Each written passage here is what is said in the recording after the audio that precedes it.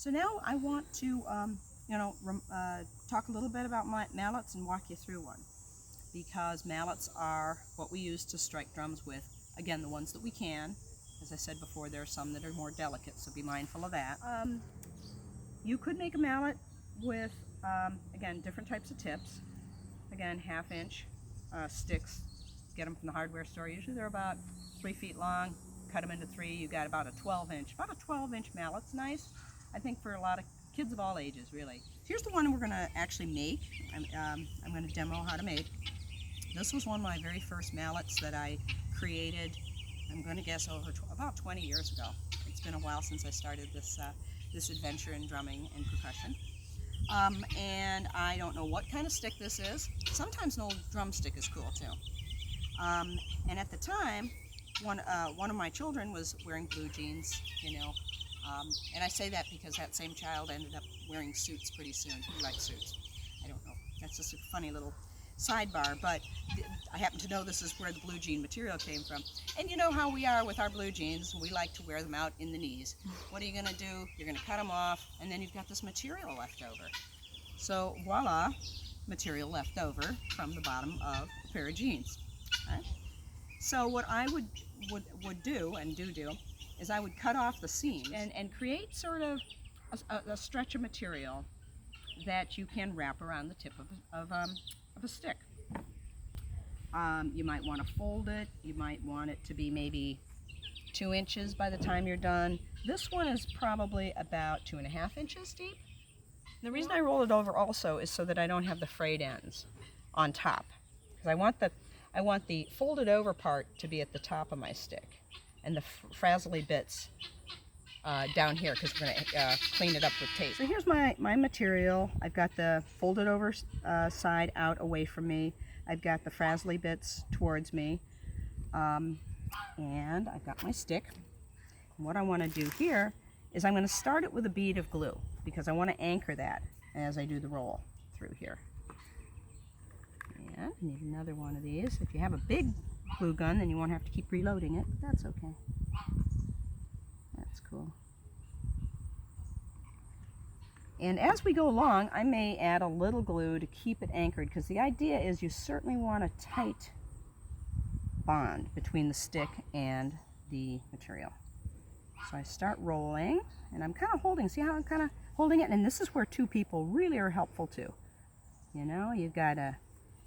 You want to work with a partner on this. That's a great idea. Someone can kind of be holding that. There's some nice tension there. That's going to be neat. About now, I'm going to say, hey, maybe I'll put a little more glue here, just to make sure that between the rolls and the layers, it doesn't unravel.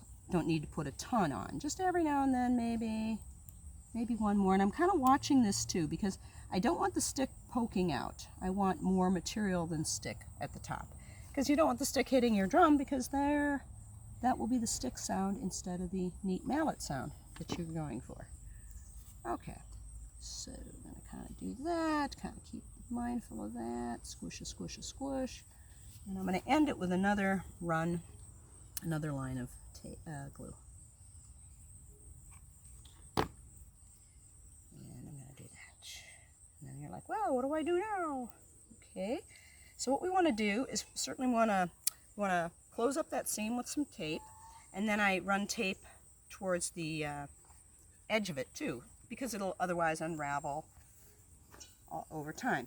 I usually use duct tape, and it's about this wide, about 2 inches. And this is a version of tape that will work as well.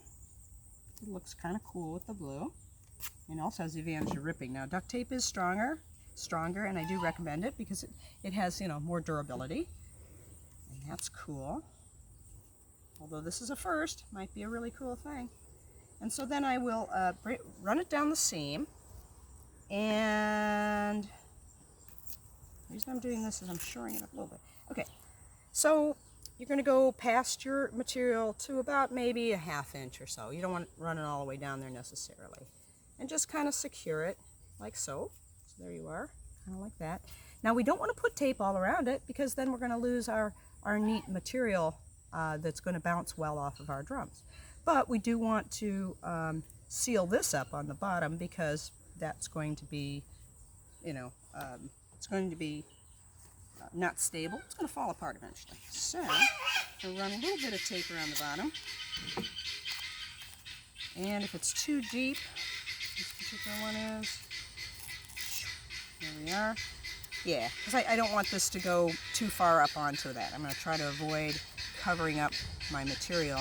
But again, do want the bottom to be all secured and good. Oh, there you are. Looking good, right? Just like so. Okay. There you are. And so that, and then you mash around on there a bit. And so basically, you've got a very functional, soft sort of mallet that's going to be very versatile. You can always use the other side if you like that louder sound. I'm going to practice or try it out on one of my marble drums that we had before. See what I think about that. Aw, pretty nice, huh? As opposed to, gotta say, Mom's going to get tired of that real fast. So, no, let's go. So, and it doesn't, apparently the tape doesn't like impact it, doesn't really muffle it too much. But again, I'd keep the cloth visible. Okay, so that is a quick demonstration of 3 really functional instruments that you can make at home. And you can play along with our drum circle, our Equinox drum circle here at the Eco Justice Center on September 22nd.